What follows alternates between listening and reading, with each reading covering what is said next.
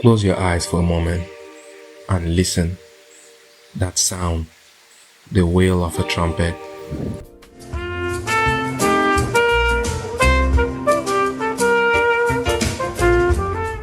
carries the story of a boy who grew up under the heavy shadows of apartheid, yet chose music as his weapon.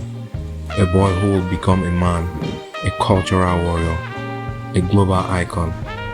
His name was Hugh Masekela, and his horn spoke for freedom.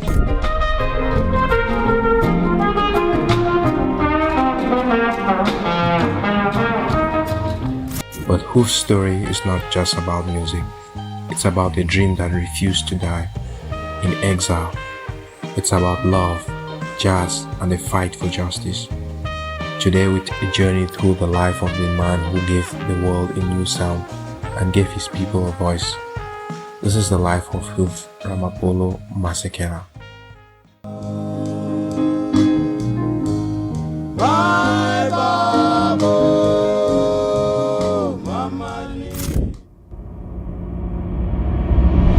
Hugh Masekela was born on April 4, 1939, in Witbank, a small mining town in South Africa.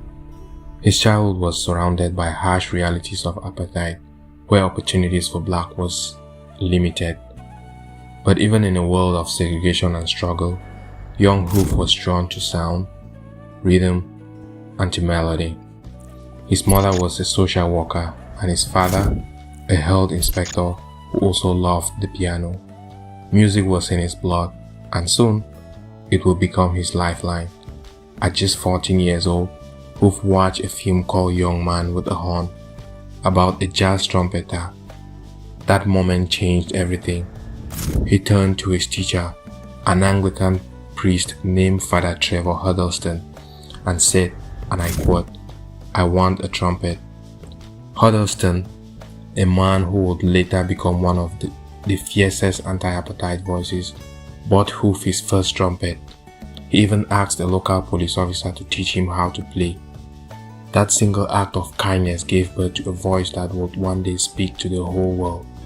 Hugh once said, and I quote, "Father Huddleston gave me the horn that gave me my voice," and indeed it did. Soon, Hugh joined the Huddleston Jazz Band, the first youth jazz band in South Africa. From there, his love for jazz exploded. By the late 1950s, Hugh was playing with some of the best musicians in Johannesburg, Sophiatown, the heartbeat of African jazz and urban culture at the time.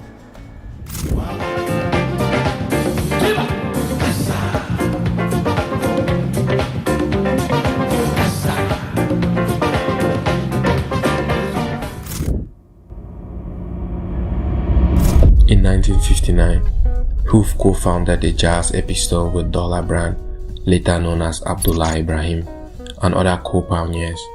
They became Africa's first bebop band, which was bold, fresh, and unapologetically African. Laughing in the far-off distant horizon, they always cuss and they curse the coal train that brought them to Johannesburg. They recorded the first all-black jazz LP in South Africa, which was a milestone that gave birth to an entire movement. But apartheid was tightening its grip. The Sharpersville massacre of 1960 shook South Africa to its core. The government, which was apartheid at the time, clamped down on gatherings, on music, and voices of resistance.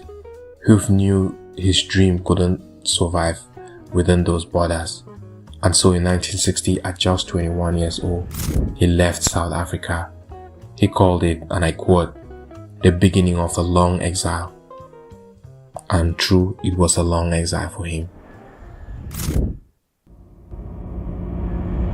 Hugh's first stop was in London, where he studied at the Guildhall School of Music, but soon, his journey took him across the Atlantic to New York, the capital of jazz. There, he enrolled at the Manhattan School of Music and rubbed shoulders with legends like Dizzy Gillespie, Louis Armstrong, Miles Davis, and a lot more. These giants didn't just welcome him, they mentored him. And in 1964, Hugh married another South African icon in exile, Maria Makeba. Together, they became the powerful couple.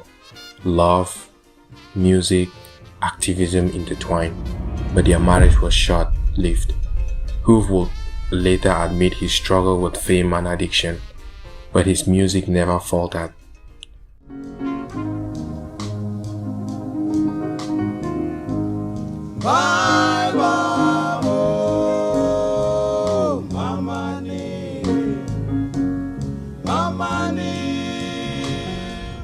By the late 1960s, Hugh had found his voice, a sound that blended African rhythms with American jazz, and in 1968, he made his track Grazing in the Grass top the Billboard 100. It sold over 4 million copies and turned Hugh into an international star. But fame never erased the pain of exile. Hugh once said, and I quote, "No matter how big I became in America, I always dreamed of home." End of quote. That dream will echo through every note he played. A flaming torch, she lit up the marketplace so brightly.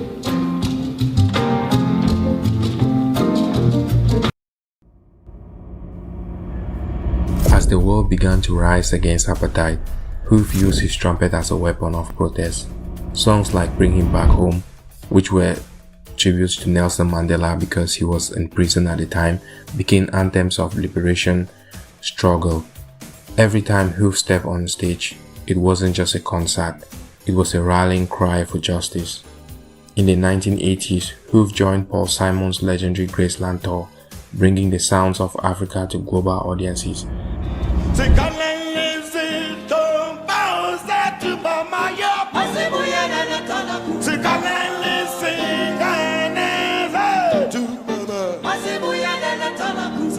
He shared stages with legends like Fela Kuti and collaborated with artists across genres like jazz, pop, Afrobeat. Yet, no matter how global he became, South Africa remained at the core of his soul, which was everything to him.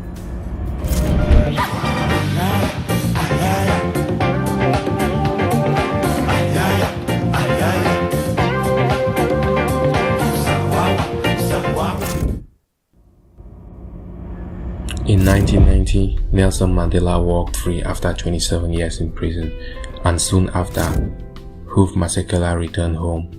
After 3 decades in exile, it was a moment of healing, of triumph.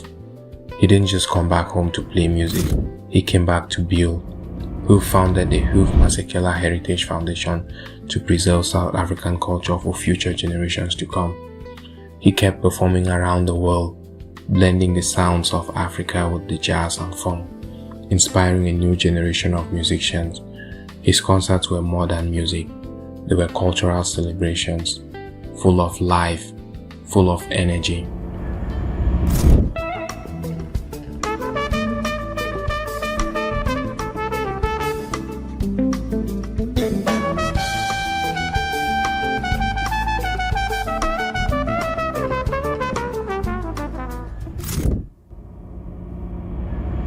In his final years, Hugh Masekela faced a battle even his trumpet could not silence: prostate cancer.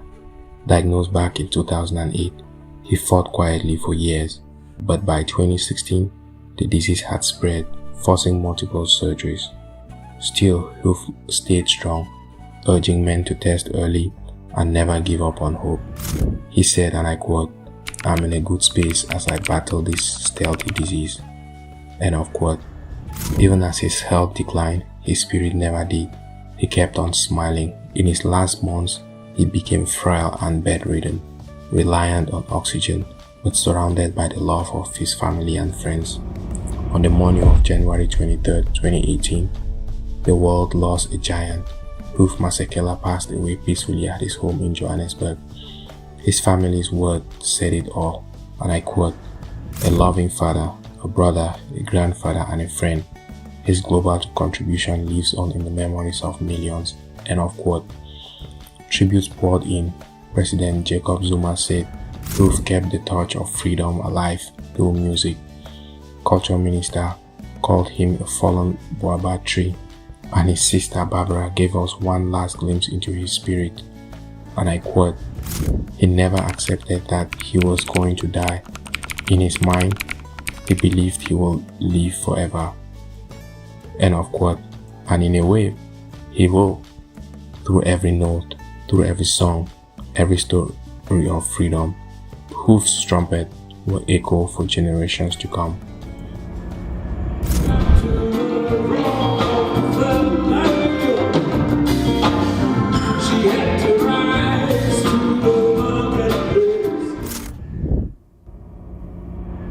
Hugh Masekela was more than a man with a trumpet. He was a heartbeat, a voice, and a soul that carried Africa to the world. Every note he played spoke of struggle, of hope, and of a dream for freedom.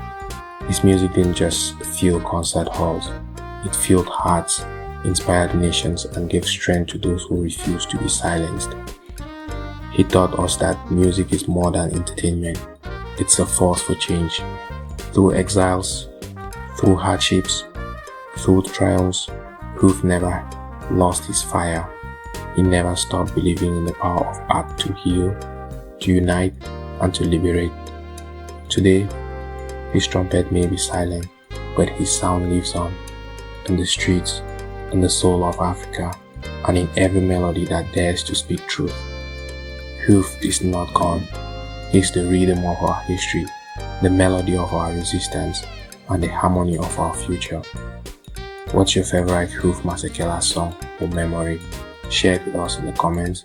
And if you enjoyed this story, don't forget to like, share, and subscribe for more inspiring journeys of African music legends.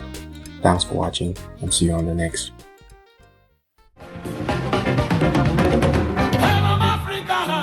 Hey, yeah.